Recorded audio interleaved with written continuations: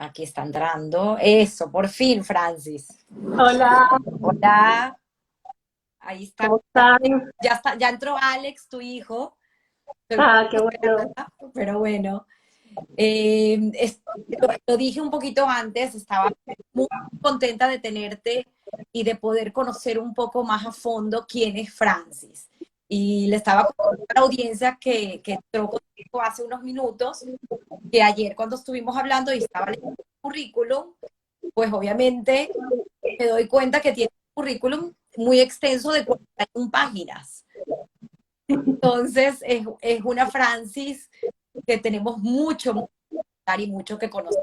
Pero, como bien te dije, ahí quiero comenzar por un artículo que vio tu hija Karen en memoria de tu padre, que vio hace 2 años, poco 2017, ya casi tres. Y Así es. quiero comenzar leyendo, no voy a leer todo el artículo, el homenaje que se le hizo a tu padre en el periódico Nuevo Mundo Israelita, y es una carta que escribió Karen, que obviamente fue publicada con su autorización, pero que es de las cosas más hermosas que yo he leído. Y quiero leerles un párrafo donde ella comienza a decir: no te fuiste, Criboy, nos dejaste todo lo que somos, al menos a 15 individuos. Eres el raciocinio, la honestidad, la humildad, las ganas de echar para adelante, el optimismo y todos los valores que tenemos quienes portamos tu apellido. Ganas de aprender, de trabajar, de destacar y de impactar. Eres el sol, de la luna y las estrellas. Tú no fuiste una persona, eres una fuerza que hace del mundo un lugar mejor y nos hizo ser exactamente lo mismo a todos los que te rodean. Con estas hermosas líneas, quiero que comiences hablando de tu padre, Francis, de la señora Abrego y del doctor Abrego. Bueno, antes que todo, Tamara, te quiero agradecer la invitación. Me siento sumamente honrada de poder estar aquí contigo, además con una persona que aprecio y que conozco desde el preescolar, ¿no? Desde que somos muy pequeñitas, así que bueno, es un inmenso gusto para mí estar aquí. Sí, bueno, eso es un bellísimo artículo que escribió mi hija cuando lamentablemente falleció mi papá. Creo que ella tuvo la capacidad de sintetizar todas las cualidades que él tenía, que no fueron pocas. Te cuento que, bueno, que mi papá proviene de una familia de origen rumano. Los padres de mi papá nacieron en un pueblo muy pequeñito que se llama Novoselets, un pueblo de 2 calles que hoy actualmente pertenece a Ucrania. Mi abuelo en el año 1927 sale de allá huyendo del ejército ruso y viene para Venezuela. 2 años después viene su esposa, es decir, mi abuela, y mi tía, y un año después nace mi papá, ya nace en Venezuela, en La Pastora, lo cual a él le generaba muchísimo orgullo, siempre lo contaba, y además le daba mucho orgullo que esa zona fue decretada Patrimonio Nacional. Mi papá tuvo 4 hermanos. El que le seguía a él lamentablemente falleció de muerte súbita a los 2 años y su mamá muere por una estenosis mitral, es decir, una condición cardíaca que hoy es muy fácilmente solucionable eh, cuando él todavía es muy joven, siendo él adolescente, y siempre él nos comentaba que eso fue determinante para que él estudiara medicina. Una parte de la historia de mi papá que poca gente conoce es que mientras estudiaba se dedicó a tallar diamantes. Él fue tallador de diamantes para poder colaborar con la familia y de hecho le quedó un pequeño defecto visual de este trabajo. Bueno, él comienza a estudiar medicina, comienza a estudiar en la Universidad Central de Venezuela. Fue muy tortuoso su camino porque en el momento en que comienza a estudiar en la Universidad Central por cuestiones políticas es cerrada. Se fue a Quito, a Ecuador, a continuar sus estudios. Después se viene a Mérida, una ciudad de Venezuela, a continuar estudiando y terminó en la Universidad Central finalmente. Cuando se gradúa, él se empieza a dedicar al área de la psiquiatría. Y estando una vez en la sala atendiendo pacientes, un médico lo llama y le pide que por favor lo ayude en una cirugía. Y es allí cuando él verdaderamente descubre que la neurocirugía es su vocación.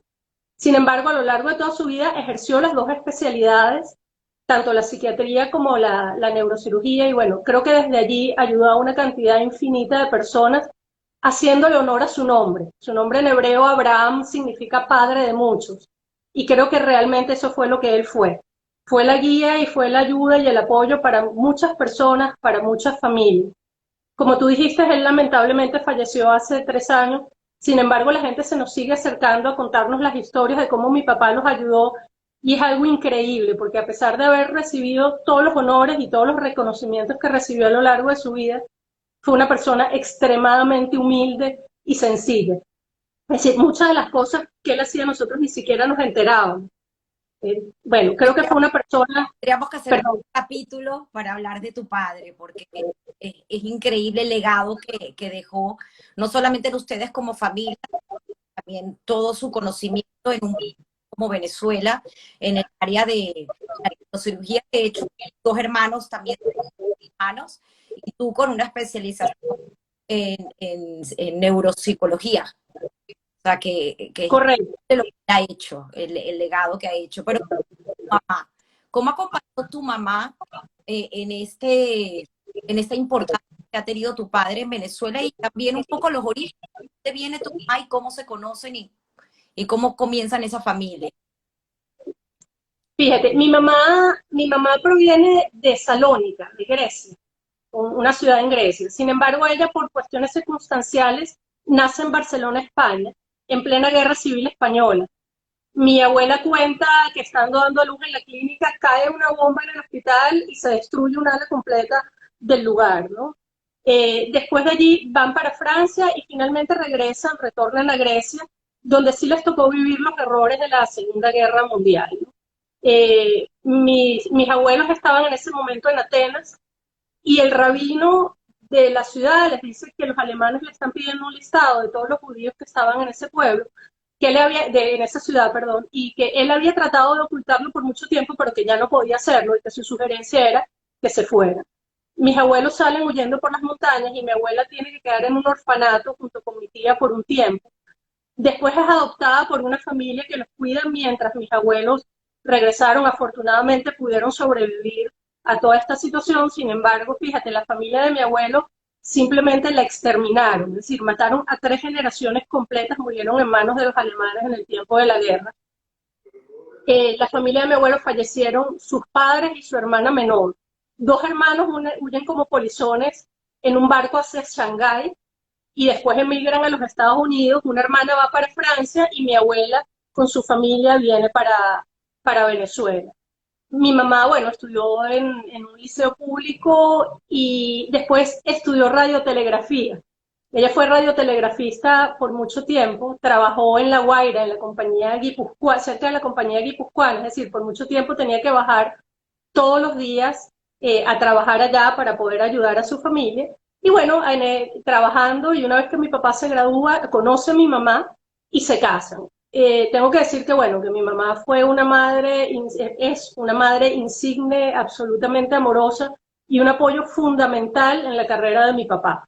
Es decir, mi mamá siempre estuvo al lado de mi papá ayudándolo en las transcripciones de los trabajos, que fueron muchísimos, cuando todavía no existía la computadora. Mi mamá trabajó muchísimo tiempo a su lado en el consultorio. Creo que fue un apoyo y una pieza indispensable para el éxito que tuvo mi papá, sin lugar a dudas. ¿Y cómo esta familia hace que ustedes son dos hermanos, Mauricio y Jaime? Correcto. ¿Cómo desde pequeños o entienden o siguen los caminos, el camino de tu padre y deciden ser neurocirujanos también? Porque es que conocer a los Cribó y justamente también tu tío, correcto, Saúl, el doctor Saúl Criboy. O sea, estamos hablando de toda una generación de neurocirujanos, no más neurocirujanos, sino los mejores neurocirujanos de Venezuela.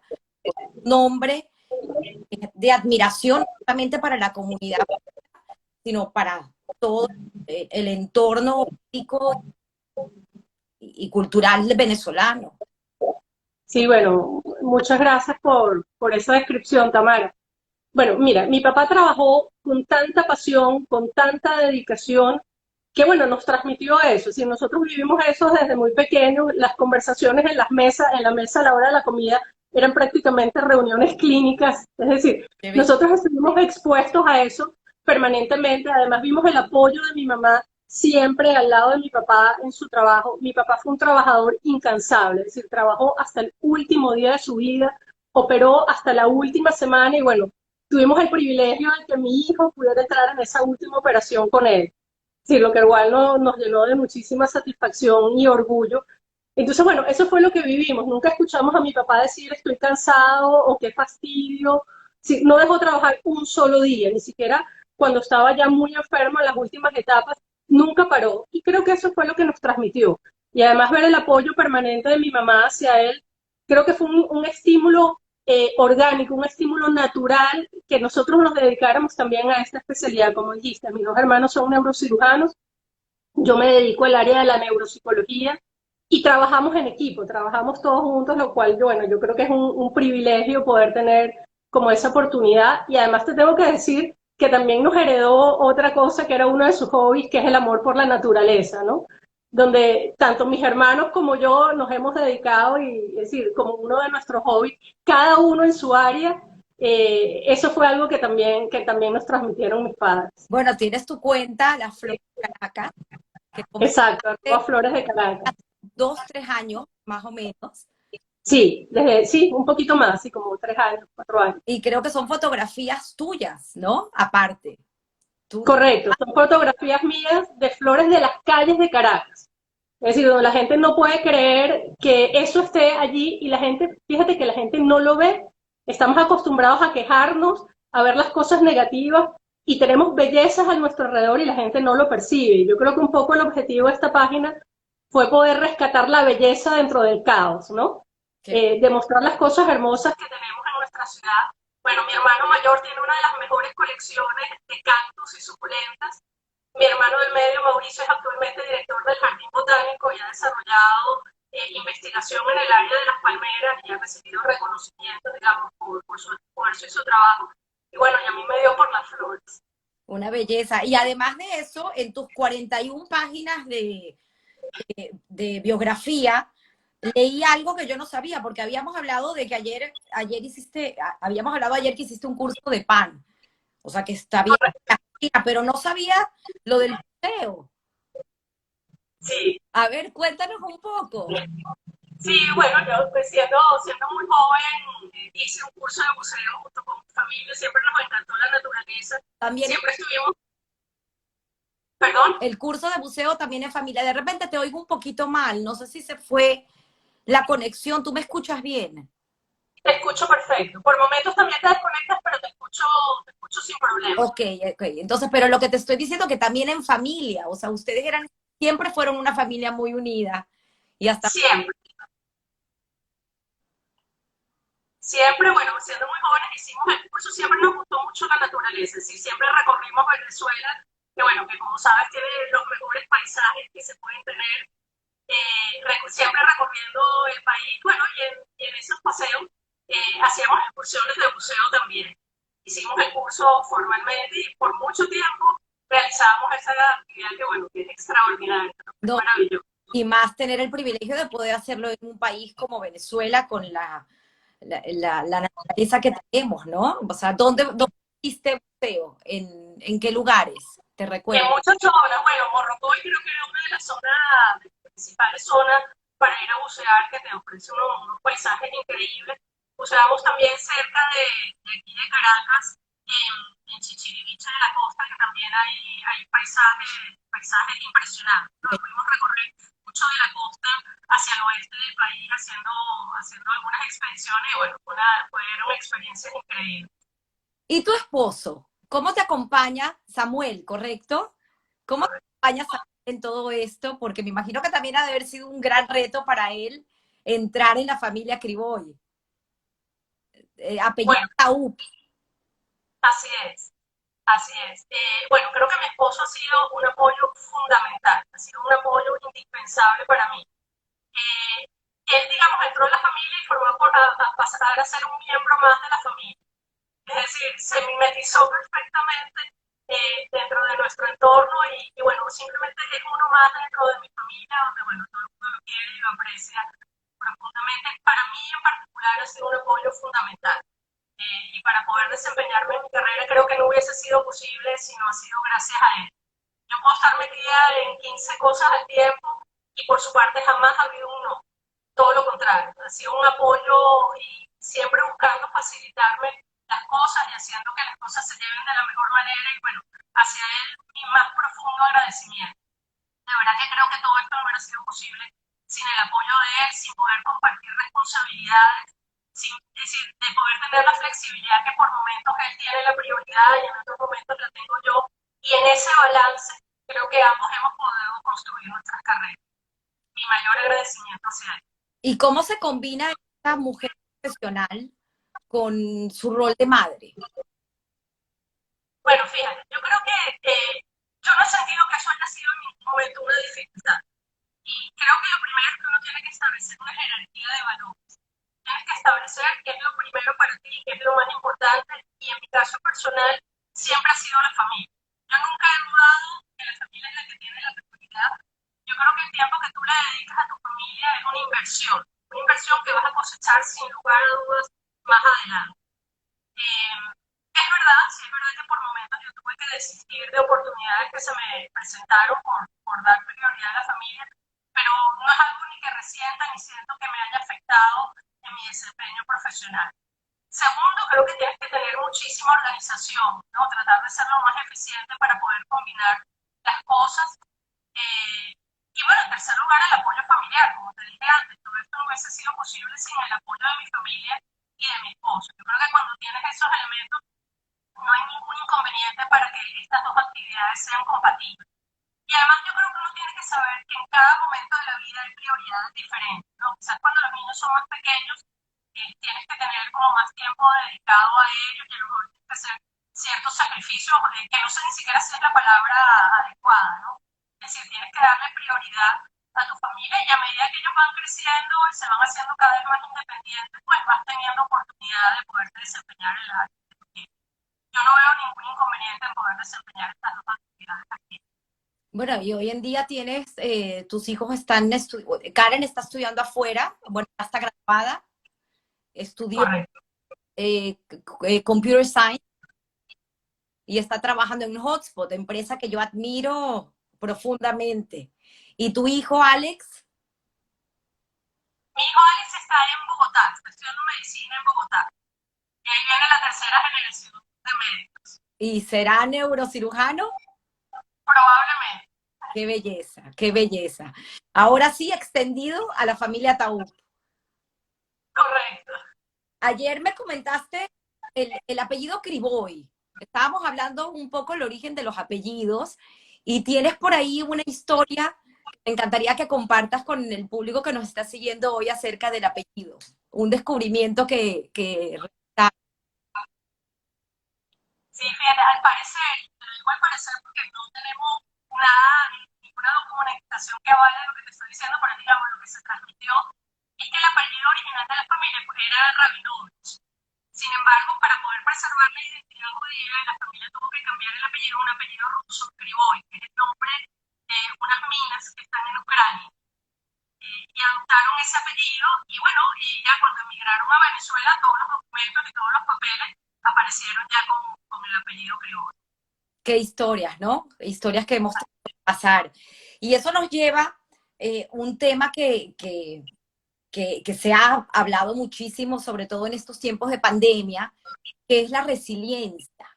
Y justamente ayer te preguntaba qué tenía que ver en el campo de la neuropsicología, el tema de la resiliencia con respecto a cómo nosotros podemos de una manera ser resilientes porque viene de generación en generación, porque lo tenemos en nuestros genes y nos hace más fácilmente poder ser resilientes, sobre todo ahorita en estos momentos donde pues obviamente vienen cambios y tienes un estudio, quiero que me hables de estas dos cosas, te lo voy a dejar en el aire, un estudio que leí ayer en una que tú enviaste acerca de los cambios epigenéticos donde se dice que son heredables. Entonces, me encantaría conversar contigo, pues obviamente siendo una estudiosa como lo eres en el área. Bueno, fíjate, el concepto de resiliencia se ha puesto como muy de moda ahorita, sobre todo con el tema de la pandemia. Es un concepto que viene de la física. La palabra resiliencia tiene que ver con la capacidad que tienen los cuerpos sólidos de recuperar su estado original cuando han sido sometidos a una fuerza que los deforma. Entonces, ese concepto lo toma la psicología y se refiere a la capacidad que pueden tener las personas para afrontar la adversidad, pero lo más importante de todo es poder salir fortalecidos después de este proceso. Entonces, bueno, hablando de este concepto y de la neuroplasticidad, tenemos que saber que todo nuestro comportamiento está basado en tres elementos fundamentales. Son los genes, el cerebro y el ambiente. Es decir, la conducta va a ser el resultado de la interacción entre estos tres elementos. Si vamos a hablar de resiliencia específicamente, por supuesto hay factores genéticos, hay genes que están vinculados a la resiliencia. No, recuérdate siempre que cuando hablamos de conducta, los genes no determinan, los genes predisponen. Y va a ser el ambiente el que va a definir cuándo se va a expresar el gen. Es decir, el ambiente tiene la posibilidad de modificar la expresión del gen. El ambiente dice si el gen se expresa mucho o el gen se expresa poco. Entonces, como te estaba diciendo, los factores genéticos que están involucrados, hay genes específicos que están vinculados a la resiliencia, hay genes que tienen que ver con la espiritualidad, que tienen que ver con el altruismo, que tienen que ver con la felicidad. Entonces, ¿qué es lo que hacen los genes? Los genes lo que hacen es codificar proteínas y esas proteínas se van a expresar en ciertas sustancias en el cerebro que van a predisponer hacia la conducta resiliente. Sin embargo, creo que es fundamental hablar de lo que son los factores individuales, los factores familiares, que son indispensables en constituir lo que es la conducta resiliente. Por supuesto, en el hogar debe haber un predominio del amor. La madre tiene que cumplir el rol materno, el rol del cuidado y de la protección del hijo, mientras el hijo desarrolla sus propias capacidades para ser independientes. La familia que promueve la independencia, que establece límites claros donde hay disciplina, son factores de protección, son factores que van a ayudar al desarrollo de la resiliencia. Un lugar donde hay aceptación a las diferencias. Es decir, todos sabemos las diferencias que hay entre un hijo y otro a pesar de que se viven en el mismo ambiente. Un ambiente donde se reconozca mucho más lo bueno que lo malo. Es decir, donde se dé privilegio a los aspectos positivos, donde haya orgullo de pertenecer, donde haya modelos familiares positivos, por supuesto, van a ser factores de protección para el desarrollo de la resiliencia. Y tenemos que mencionar también lo que son los factores sociales. Es decir, el apoyo que puede existir en una comunidad, las figuras sustitutas o ejemplos que tú tengas en tu comunidad, la escuela juega un rol indispensable y creo que, bueno, tú y yo que estamos aquí, que venimos del colegio que venimos, sabemos la importancia y el peso que tiene el colegio en el desarrollo de lo que son valores, en el establecimiento de límites, en amistades, que son factores de protección fundamental para el desarrollo de la resiliencia. Y bueno, voy a hacer un inciso aquí porque me parece importante. Un estudio que se realizó en la Universidad de Harvard recientemente, un estudio longitudinal, donde evaluaron cuáles son los factores que más peso tienen para que las personas sientan que son felices. Y el factor número uno, por encima de éxito, reconocimiento, dinero, son las relaciones sociales. ¿Okay? Ese es el factor de protección fundamental, que además representa un factor de protección para el cerebro. Es decir, fíjate lo importante de lo que estamos diciendo.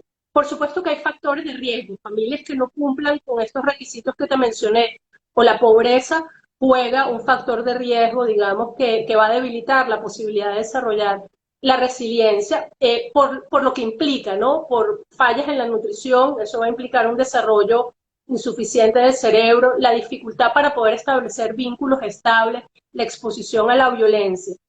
Entonces, hablando de neuroplasticidad y resiliencia, pues estos factores, los factores biológicos, es decir, los genes, el cerebro y el ambiente, van a estar en combinación permanente y es lo que va a desarrollar esta capacidad. Tú nombraste el concepto de epigenética, es un concepto angular en las neurociencias actuales. La epigenética se refiere a la posibilidad que tiene el ambiente de modificar la expresión del gen. No es una mutación, es decir, no es un cambio en la secuencia del ADN, es una modificación en la expresión de los genes. Es decir, todos tenemos la capacidad de ser resilientes, todo el mundo tiene esa capacidad. Ahora, dependiendo de las experiencias que tú tengas, unas personas van a ser más resilientes y otras menos. Y eso es lo que se llama epigenética, la posibilidad del ambiente de modificar la expresión del gen. Ahora, ¿dónde está lo interesante de esto? Es que esos cambios que se producen en la expresión del gen son heredables. Es decir, cuando la célula se divide, el cambio que se produjo producto de la exposición al ambiente puede pasar a la célula hija y también pasar a la siguiente generación. En este sentido, hay estudios también muy interesantes en sobrevivientes del Holocausto, estudios que se realizaron en la Universidad de Bar-Ilan en Israel, donde se dieron cuenta que los hijos de descendientes del Holocausto, por ejemplo, eran más propensos a sufrir alteraciones como la depresión, la ansiedad o incluso hipertensión y diabetes, producto de los cambios epigenéticos que se produjeron durante la Segunda Guerra Mundial. Es decir, cuando las personas se tuvieron que someter a las circunstancias quizás más adversas que puede vivir un ser humano. Entonces, bueno, la resiliencia también es un factor que puede ser heredado. Es decir, la historia que te conté de mi familia, de cómo llegaron a Venezuela, es una historia de resiliencia. Es decir, es someterse a la adversidad de la guerra, es huir de un ejército, llegar a un país sin recursos y echar para adelante. Esos son ejemplos de resiliencia y estoy segura que tú podrías contar la misma historia de tu familia, ¿no?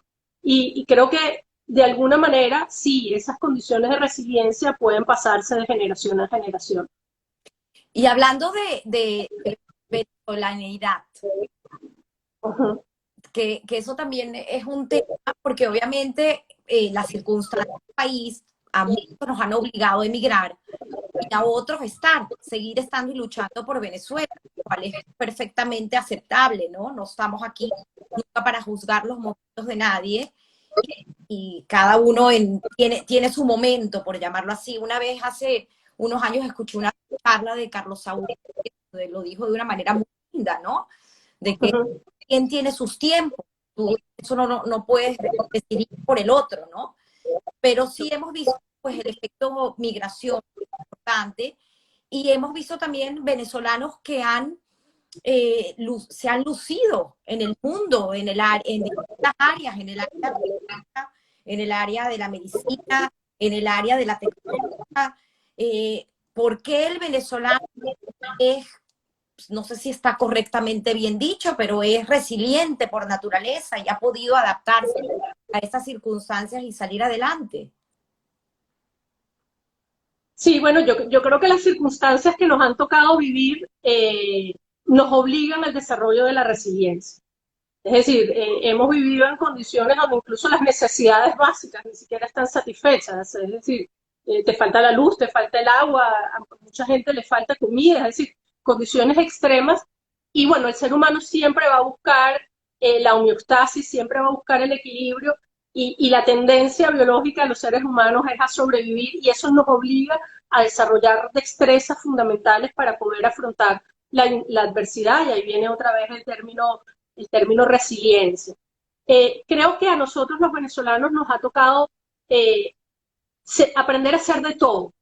Es decir, nosotros vamos en contrario a la tendencia mundial que es a la sobreespecialización, ¿no? Donde la gente sabe de un solo tema. Nosotros como venezolanos y en el área profesional nos toca hacer de todo. Tenemos que resolver la situación, cualquier circunstancia que se nos presente y yo creo que eso sin lugar a duda representa herramientas cuando tenemos que emigrar, que nos permite tener adaptaciones mucho más fáciles a las circunstancias que se nos presenten. Yo creo que sin lugar a dudas, y bueno, cuando tú revisas la historia de Venezuela, es decir, la historia de Simón Bolívar, es una historia increíble, es una historia de resiliencia, de fortaleza, de lucha contra la adversidad, y bueno, creo que somos herederos de esa historia, ¿no? Qué bonito eso que dices. Me recuerdas un concepto que habla de la frugalidad, un poco también el tema de poder adaptarnos a situaciones en resiliencia, ¿no? Hay un libro que se llama, sí, el concepto, sí, ahorita se me olvidó el nombre del libro, pero habla de la frugalidad y la historia tiene que ver mucho en India, que también tienen extrema necesidad, un poco lo que hablábamos ayer, la pirámide de Maslow, pero que son gente que son capaces de buscar soluciones a problemas de una manera distinta al que lo tiene todo, porque se basa en esas necesidades. Y física, hay un estudio en las universidades aquí en Estados Unidos donde dicen que de las corporaciones, los gerentes, las personas que ocupan altos puestos directivos, no tienen esa capacidad de creatividad, porque lo tienen todo, porque son muchos los que vienen de graduarse en de comodidad, por llamarlo así, no han sufrido de necesidad, y entonces su nivel de creatividad se disminuye, expuestos. Entonces, un poco a lo mejor esa diferenciación que hay con los venezolanos que salen y que llegan a estas empresas y que de repente tienen esa capacidad de creatividad precisamente por la necesidad que han vivido, ¿no? Y lo que te pregunto entonces, Francis, es saber si volvemos al tema de la neuroplasticidad, ¿quién eso será? Porque lo tenemos no solamente en nuestro día a día, sino en nuestro cerebro, por generación a generación, que es lo que tú ahorita de legado cultural. Disculpa, te dejé de escuchar. Este legado cultural que tenemos nosotros como venezolanos, cómo nos hace relucir en otros ámbitos que no son Venezuela, ¿no? Y nos hacen ser destacados a diferencia de otras culturas. No solamente aquí aunado el tema de todo ese legado cultural que me comentas que tenemos como venezolanos. Y tú me dijiste un estudio, déjame recordarme porque lo anoté por aquí, que quería que me hables de la normalización del test de Rorschach, que es un estudio acerca de un poco para entender el tema de la venezolanidad. ¿Me puedes contar sobre eso? Sí, fíjate, hicimos en la Universidad Central una investigación que fue la normalización del test de Rorschach en Venezuela. El test de Rorschach es un test, es el test de las manchas de tinta, que probablemente todos hayan visto alguna vez en alguna película, incluso en propagandas, sale este test. Es un test muy sólido para evaluar la personalidad de manera global. Es un test muy exigente desde el punto de vista de la aplicación, de la codificación y de la interpretación. Es decir, es un test que exige mucho entrenamiento por parte del evaluador, pero es uno de los test más reconocidos a nivel internacional. Entonces, bueno, sí, muchas veces se comete el error de utilizar pruebas psicológicas sin adaptarlas a la población que tú la estás utilizando, entonces caes en errores interpretativos. Inicialmente se pensó que este test, que el test de Rorschach, era una prueba universal. Sin embargo, la evidencia científica fue demostrando que cada país tenía un patrón distinto de respuesta a la prueba y comenzaron lo que se llaman los estudios transculturales, que es precisamente ver cómo se comporta el test en cada uno de los países. Y bueno, nosotros, digamos, nos montamos en esa línea de investigación y llevamos a cabo un estudio con casi 1000 sujetos, con casi 1000 personas de todas las regiones de Venezuela, de todas las ciudades más pobladas del país y de todas las áreas, clasificados por edad, sexo y nivel socioeconómico. Y pudimos, además de obtener las normas del test de Rorschach, que es algo muy complejo, porque el test arroja más de 120 variables de estudio. Es decir, obtuvimos las variables para la población venezolana, pero yo creo que quizás el aporte fundamental es lograr la descripción del venezolano, que creo que no es un aporte solamente para la psicología, sino para la sociología, para la antropología, de comprender cuáles son las características que definen a nuestra población. Y bueno, si bien, digamos, es muy extenso el estudio, te podría mencionar quizás 2 o 3 características que son como muy propias del venezolano.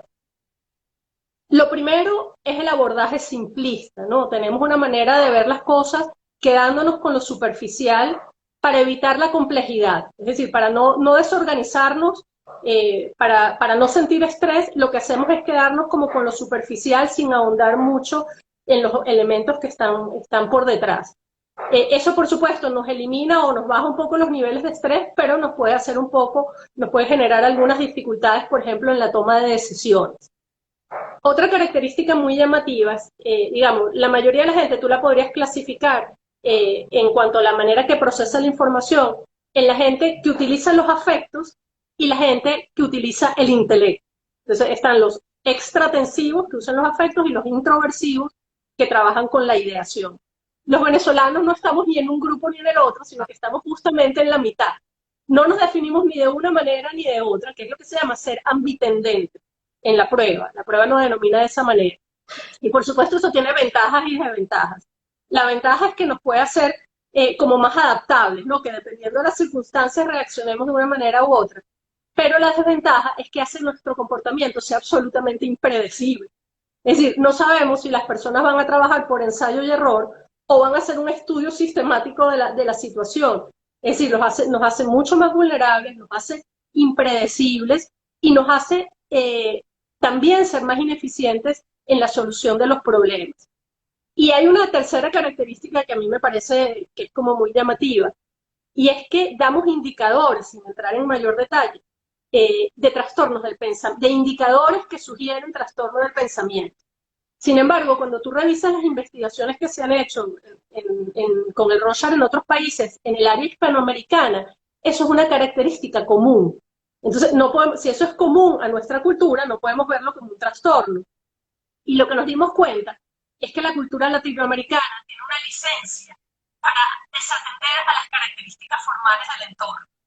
Y de allí, bueno, todas esas cosas que vemos en nuestros mitos, en nuestras leyendas, en la literatura, es decir, todo lo que es el realismo mágico, tiene que ver con esta característica, donde no estamos tan apegados a lo real. Entonces, bueno, vemos a García Márquez con 100 años de soledad, que, bueno, es uno de los máximos representantes del realismo mágico, o los mitos y las leyendas venezolanas como La Llorona o María Llosa, que si tú te pones a ver, es verdaderamente una violación a las características objetivas, pero que no está visto como una patología, sino por el contrario, es como una forma de flexibilización ante los aspectos formales que por supuesto nos distinguen claramente de la muestra norteamericana.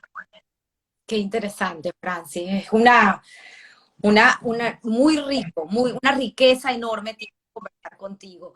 Pero te pregunto, estas características de siendo venezolanos, aunado a esta herencia tuya en particular, o sea, un padre que viene de Rumania, madre que viene de Grecia, que sufre de la Segunda Guerra Mundial, todas estas características aunadas a este aspecto de que tú eres segunda generación en Venezuela, podríamos llamarlo así, porque tu padre ya nace en Venezuela, tus hijos son venezolanos, ¿cómo tú pudieses, desde tu punto de vista de neuropsicología, decir qué ha influenciado en ti esta descendencia?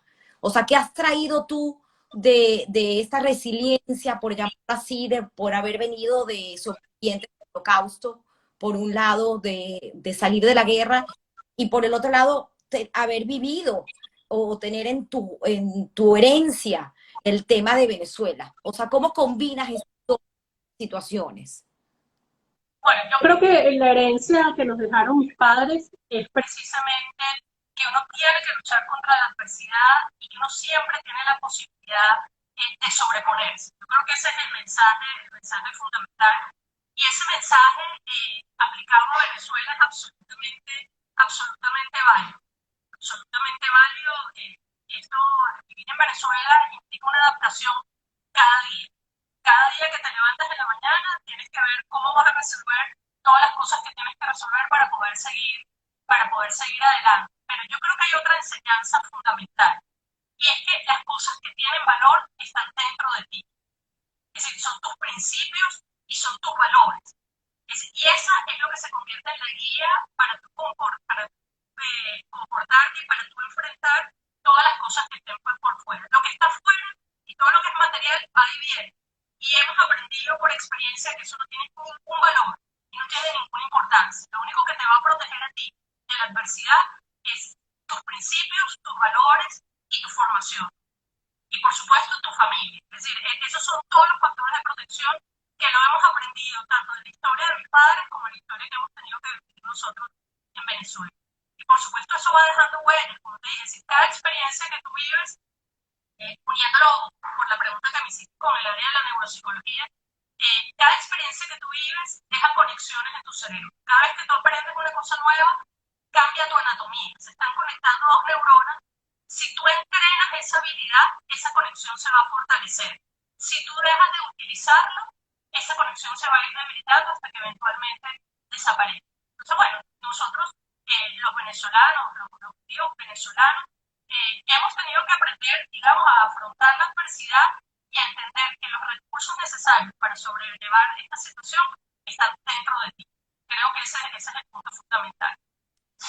Es hermoso lo que dices y pues sí, en definitiva los principios y los valores es fundamental para quienes somos y para nuestro legado a futuras generaciones.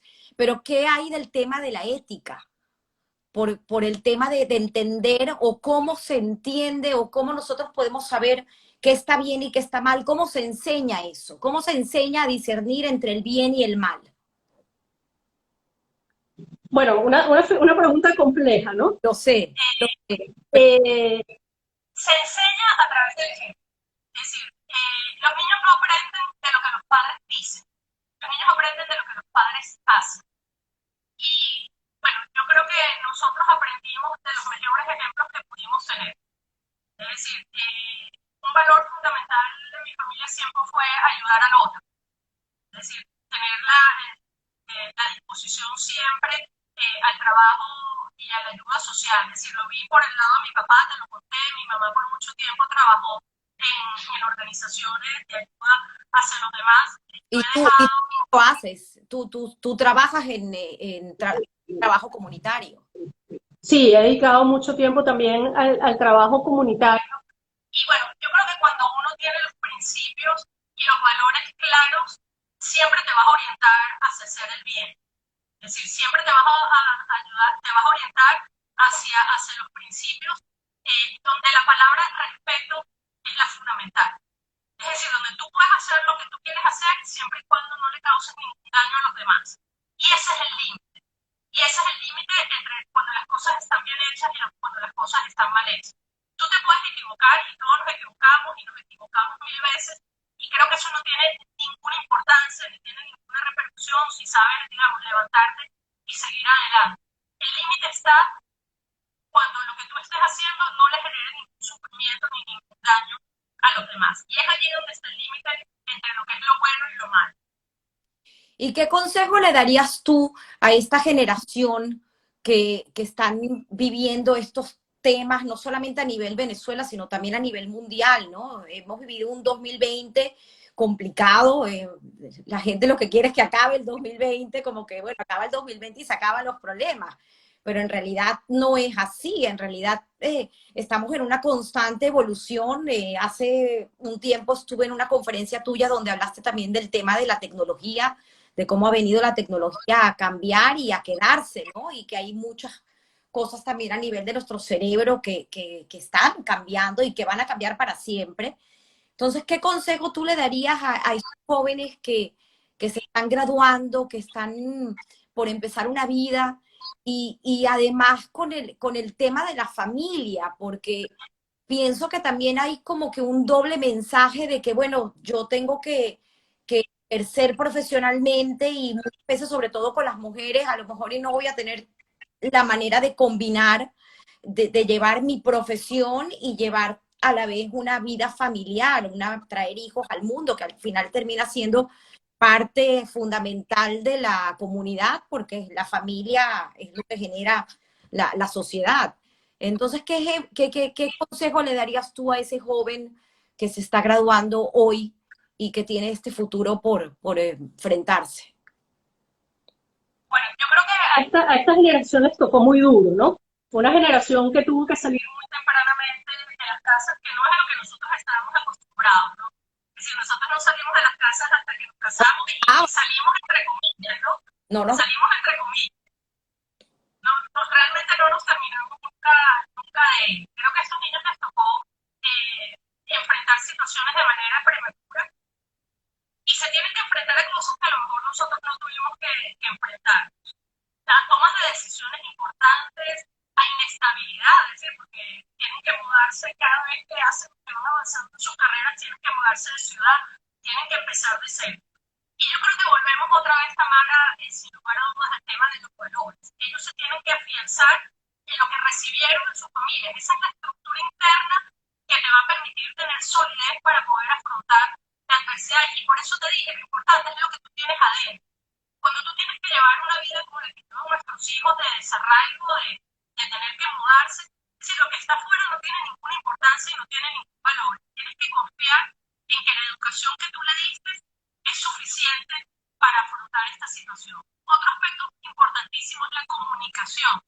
No importa que ellos estén lejos, no importa que ellos no estén contigo, la comunicación tiene que ser permanente.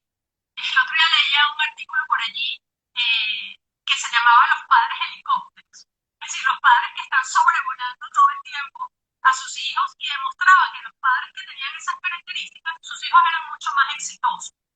Entonces creo que el vínculo con eso no quiere decir que uno va a interferir con el desempeño de sus hijos. Es decir, yo creo que la meta de uno como padre es siempre promover la independencia, es decir, que los niños sean independientes y sean autónomos. Pero yo creo que uno no puede, digamos, alejarse, sino que uno tiene que estar allí sobrevolando, digamos, sus actividades y estar disponible. Creo que esa es la palabra correcta. Los padres siempre tienen que mostrar disponibilidad. Que cada vez que ellos necesiten, sepan que uno está aquí para orientarlos y para guiarlos, pero para que sean ellos mismos los que tomen sus propias decisiones. Y en esto yo te tendría que decir que yo estoy absolutamente sorprendida de ver a esta generación cómo se desempeña de una manera impresionante. Es decir, yo no sé si yo a la edad de ellos hubiese estado en la capacidad de tomar las decisiones que ellos toman. Y tenemos otro tema que tú mencionaste, que es el tema de la tecnología. Creo que el tema de la tecnología tiene dos aristas, ¿no? Tiene su lado positivo, innegable de la comunicación. Bueno, afortunadamente es lo que tenemos ahorita para estar en contacto con nuestros hijos y con nuestros seres queridos y nuestras amistades, pero tiene el lado de la presión social. Y yo creo que aquí como padres sí tenemos muchísimo que hacer. Es decir, esta es una generación donde la privacidad se dejó de lado por el hecho de estar expuesto. Es mucho más importante estar expuesto y darse a conocer que la privacidad, que era un valor que para nosotros sí era muy importante. Y la retribución inmediata, ¿no?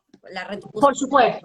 Eso es un gran tema ahorita con el tema de la tecnología que está llevando a los niños a la inmediatez. Y el problema no es solamente que eso esté presente en los juegos, en los videojuegos, o en las actividades recreacionales, sino que eso está determinando su manera de ser. Estos son niños que no esperan más de 8 segundos para saber si algo les atrae o no les atrae. 8 segundos. Imagínate, dime. 8 segundos. 8 segundos. En 8 segundos ya deciden si algo les es atractivo o no es atractivo. Imagínate tú la repercusión que eso puede tener, por ejemplo, en el ámbito educativo o en el ámbito profesional. Son niños que se aburren muy fácilmente. Y bueno, volviendo al término neuroplasticidad, es decir, la tecnología modifica el cerebro y modifica el cerebro exacerbando lo que se llama el sistema de reforzamiento. Es decir, el cerebro de estos niños está condicionado para recibir dosis de dopamina todo el tiempo. Entonces, cuando no reciben esas dosis a través de los likes, de las manitas, de los aplausos, de los bonus, de lo que sea que aparezca en las redes sociales, se aburren muy fácilmente. Entonces, bueno, creo que este es un tema al que tenemos que prestarle muchísimo cuidado y mucho más a los que están criando niños en esta generación, ¿no? Los que tienen niños pequeños. La tecnología está muy bien y nosotros no podemos ponerle un freno al progreso. Y creo que la tecnología no es buena o mala en sí misma. La tecnología o se usa bien o se usa mal. Y es allí donde está el trabajo de los padres en el ámbito educativo. Y el hecho que estemos viviendo una generación, y tú lo mencionaste en la entrevista de la semana pasada, donde, bueno, ya esta generación son nativos digitales. Estos niños ya nacieron con la tecnología mientras nosotros somos migrantes digitales. Nosotros tuvimos que hacer adaptaciones para montarnos en la tecnología, pero como dice un autor, Prensky, un autor que trabaja mucho con educación y tecnología, al que es migrante digital, igual al que migra para un nuevo país, por más que domines el idioma, siempre se te va a escapar el acento, ¿no? Claro. Y creo que eso es lo que nos pasa a nosotros los migrantes digitales. Los niños que ya son nativos digitales tienen una manera de concebir el mundo que es totalmente diferente. Si bien tienen estas desventajas que nosotros mencionamos, esto de la inmediatez, de la poca tolerancia a la frustración, de la poca capacidad de postergación, también es una generación que es muchísimo más sensible a los temas sociales, que tiene una mayor conciencia social de la que tuvimos nosotros, porque el hecho de poder estar interconectados, pueden estar atentos a todas las problemáticas que suceden en distintos lugares del mundo y estar en contacto con personas con realidades totalmente distintas, y son una generación que además está muchísimo más preocupada por el planeta de lo que estuvimos nosotros. Entonces yo creo que estos niños bien guiados, bien orientados, bien educados, es decir, creo que lo que preguntabas, los consejos, la educación y la formación es indispensable. Pueden ser niños que dejen un legado muy bueno y muy importante para las futuras generaciones. Pero volvemos al concepto familia, porque pienso también que hay una tendencia a que esta nueva, obviamente no es como veníamos nosotros, con un fin más determinado en el sentido de mujer, a casarnos, a tener hijos y además tener una carrera, ¿no? Entonces, pero siento que hoy en día esta combinación cada vez se torna más difícil, la gente posterga más el tema de ser padres a temprana edad. Vemos mucho, sobre todo en Europa, generaciones que ya están empezando a tener hijos tardíos. ¿Cómo puede afectar esto a lo que son las generaciones? O sea, el futuro de generaciones en los países. ¿Cómo va a ser? ¿Vamos a tener menos niños, menos familias? Sí, sí. La gente que se dedica a esto hace el pronóstico de que las familias de ahora en adelante van a ser menos numerosas, que la edad de inicio para la maternidad se va a postergar. Sin embargo, yo creo que uno tiene que saber que cada generación tuvo que afrontar sus propios retos, ¿okay? Y que siempre le parecía que era absolutamente caótico lo que venía después. El otro día justamente leía una descripción que hacía uno de los filósofos griegos en relación a la juventud. Y tú lo leías y parecía que estuviera hablando de nuestra época, de nuestros tiempos. Y era la misma preocupación que tenían los griegos en su momento. Entonces, yo no creo que haya que tener tanta angustia por lo que viene. Yo creo que cada generación tiene sus retos, tiene que afrontarlos. Lo de las generaciones anteriores siempre ven con preocupación lo que viene hacia futuro, pero sabes que la humanidad siempre va a tender a la homeostasis, siempre va a tender al equilibrio.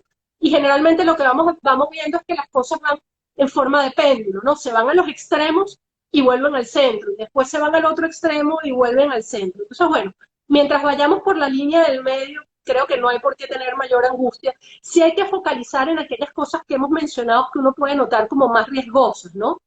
Pero también creo que hay que tener respeto a las características de las siguientes generaciones y darles un voto de confianza, además, de que lo van a hacer bien, de que lo van a hacer bien.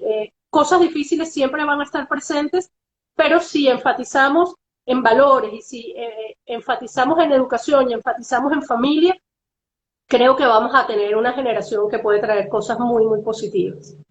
Veo en Francia una mujer que tiene una plenitud extraordinaria y te quería preguntar qué tiene Francis de su padre y qué tiene Francis de su madre. ¿Qué tiene Francis de su padre Y de y su madre. ¿Qué tiene de tu madre? Bueno, creo que lo tengo todo. Es decir, yo me veo identificada en ellos 100%.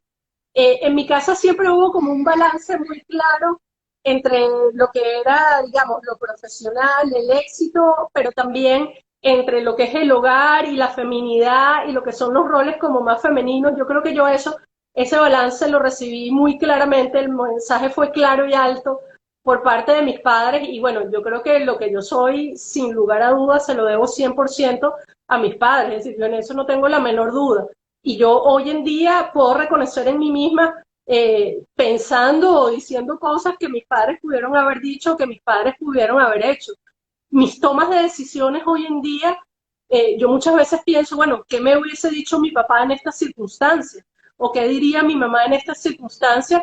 Y tengo como la tranquilidad que pensando de esa manera voy a tomar decisiones más acertadas. qué bonito, qué bonito. Hay una persona que admiro, ayer te lo comenté, que se llama Guy Ross, que te recomendé seguir su podcast, How I Build This, y él termina su podcast con una pregunta que me encanta y que te la quiero hacer a ti también. ¿Qué piensas tú o cuánto de tu carrera profesional y de tu éxito, no te lo voy a preguntar solamente laboral, sino también como madre y como esposa? ¿A qué le debes tú, cómo distribuyes ese éxito? ¿Al trabajo o a la suerte? ¿O cuánto le debes al trabajo o cuánto le debes a la suerte? Yo te diría que el mayor porcentaje se lo doy al trabajo, pero creo que también hay un pequeño porcentaje que tiene muchísimo, muchísimo peso, eh, que hay un factor de suerte. Es decir, yo no puedo dejar de sentirme afortunada de haber nacido donde nací, de haber nacido dentro de la familia que nací, de haber tenido los padres que tuve, de haber nacido además en un país que me brindó en su momento todas las posibilidades. Es decir, uno no puede dejar de mencionar que mis padres criaron a 3 hijos en Venezuela, 3 hijos profesionales con pregrado y con posgrado sin pagar un céntimo. Es decir, yo creo que eso uno no lo puede dejar de reconocer. Y creo que eso es un factor de suerte, es decir, uno no puede dejar eso de lado. Sin embargo, creo que le daría mucho más peso a... Pero creo que terminas con ese cierre tan fabuloso que estabas hablando acerca de que es verdad, Ana también lo comentó en la entrevista pasada, es una suerte de haber podido tener esa educación, haber podido tener ese acceso a vivir en un país también que nos brindó tanto, ese agradecimiento que uno debe tener por una Venezuela que nos formó. Entonces, quiero que termines en lo que estabas hablando acerca de esa suerte. ¿Cómo lo ves? Claro, bueno, y además haber podido estudiar en el colegio que estudiamos, que también nos brindó todas las posibilidades, todos los recursos, que abrió nuestra mente, nuestra cabeza, y que nos formó además con una aceptación importante de las diferencias, ¿no? Creo que eso es un punto importante. Uno no puede dejar de reconocer que hay mucha gente que le toca vivir en adversidad y que no es algo que busca voluntariamente. Entonces, por eso te digo que sí hay que dejarle un pequeño espacio a la suerte. Es decir, si es verdad que no todo el mundo tiene las mismas oportunidades, pero yo creo que con esfuerzo, con trabajo, uno alcanza las cosas que quiera alcanzar, sin lugar a dudas. Y el seguir educándonos, porque veo que tú no paras, no paras. O sea, cada vez Bueno, un congreso, así que, bueno, tienes un trabajo importante con todas las tutorías que das, ser parte del diplomado de cirugía de la Universidad Central, ¿correcto? Además, correcto. parte del hospital, del centro médico, das prácticas privadas y aparte el trabajo con la comunidad. Entonces eres una persona que todo el tiempo también está dando y está retribuyendo esto que Venezuela te dio. Así es. Y además yo soy una convencida que la educación es el camino. Es decir, yo creo que mucho de lo que nosotros estamos viviendo en Venezuela e incluso en los países latinoamericanos, o todas estas cosas de radicalización que estamos viendo en el mundo, tienen que ver con fallos importantes a nivel de la educación. Yo creo que si la gente fuera educada y fuera formada, procesos como los que vivimos en Venezuela hubiesen sido mucho más difíciles que se instauraran. Y bueno, siendo coherente con ese pensamiento, yo he dedicado gran parte de mi vida a la docencia. Y si me preguntaras de todas las actividades que hago, cuál es la que más me gusta y la que más me llena, te respondería sin lugar a dudas que la docencia. La docencia es la posibilidad de transmitir valores, porque creo que hay que, y mucho más ahorita que estamos en tiempos de tecnología, transmitir información ya no tiene ningún valor. Transmitir información no emociona. Es decir, la información está en un pequeño dispositivo electrónico. Es decir, uno está como docente para transmitir valores, para transmitir la ética. Y creo que eso es lo más importante. Cuando estás en la docencia, bueno, es una manera muy fácil de mantenerte actualizado, es una manera orgánica de actualizarte. La relación con el alumno es una relación extraordinaria, es decir, de un enriquecimiento maravilloso, y yo creo que no hay mayor gratificación que ver a tus alumnos surgiendo, echando para adelante, destacándose para donde van, siendo maestros de maestros. Es decir, no hay nada que te pueda gratificar más que eso, pero además tienes una palestra a la cual le puedes llegar a mucha gente para transmitir precisamente aquellas cosas que para uno son importantes, ¿no? Como es el comportamiento ético, que bueno, es de las cosas que creo que más se ha visto afectado en nuestro país. Y que además le puedes acceder gente de muchísimos niveles. Fíjate, cuando nosotros comenzamos el diplomado, bueno, primero mucha gente me dijo que para qué yo me iba a comprometer con una cosa a largo plazo, que como estaban las circunstancias, ¿por qué lo iba a hacer? Y yo dije, mira, estar en Venezuela es una decisión voluntaria. A mí nadie me está obligando a estar aquí, y si voy a estar aquí, voy a hacer todo lo que esté en mis manos para progresar, y además para poner mi granito de arena a este país y bueno, en este sentido la educación creo que es el camino. Comenzamos dirigidos únicamente a psicólogos porque una parte importante del posgrado está dirigido al uso de pruebas y por las leyes, por el Código de Ética del Psicólogo, eso pertenece al ámbito de la psicología. Y nos dimos cuenta que había una demanda muy grande y hoy en día abrimos las puertas del diplomado a personas de cualquier especialidad. Y eso ha sido maravilloso porque, bueno, ha sido una manera de enriquecimiento mutuo invalorable, invalorable, y es la posibilidad de llegar a gente de todos los niveles y de todas partes para educar y para formar. Estoy segura que tu padre está escuchando esta entrevista y está orgullosísimo de la hija que tiene. Tienes aparte unos hermanos que también estoy segura que están orgullosos de quién eres, y tus hijos que te están viendo, que los vi por aquí, que también deben estar felices de la mujer en la que te has convertido. Creo que es un privilegio haber tenido la posibilidad de conocerte desde el escolar. Me perdí a lo mejor un tiempo de tu carrera porque como me pasó con Dan, cada uno se va a otras funciones, a otros países, a hacer nuestra vida, pero tenemos esa conexión tan linda de pequeñas, y siendo un orgullo enorme de haber aceptado esta invitación para conocer un poquito en detalle quién es Francis, cuáles son sus valores, cuáles son sus creencias y qué es lo que realmente y creo que ese legado que ha dejado tu familia en ti seguirá siendo el legado que dejarás tú en futuras generaciones. Te felicito. Eres lo máximo. Muchísimas gracias por tus palabras tan generosas, muchísimas gracias por esta entrevista tan linda, tan cálida, tan íntima. Es decir, te debo decir que a pesar de que en mi carrera me ha tocado dar muchas entrevistas y muchas conferencias, no había estado en ninguna con estas características y te lo agradezco muchísimo, de verdad. Lo disfruté muchísimo, me encantó poder estar con, bueno, con una persona por la que siento tanto cariño y aprecio desde hace tanto tiempo. Y quería felicitarte por este proyecto tan bonito que estás llevando a cabo y desearte muchísimo éxito. Que tus enseñanzas nos dejen muchas cosas buenas, Francis. Increíble. Muchísimas gracias y mucho éxito. Muchísimas gracias. Gracias a ti y mucho éxito para ti también. Besos a todos. Aquí tienes Igual, chao. hola, tienes tus hijos, muchísima gente te manda saludos, hay comentarios increíbles. Y fue un privilegio, es un privilegio y un verdadero honor tenerte. El honor y el privilegio fueron míos y muchísimas gracias a todos los que estuvieron aquí en esta entrevista. Mi mayor afecto y mi mayor cariño para todos porque sé que todos son gente muy querida. Besos.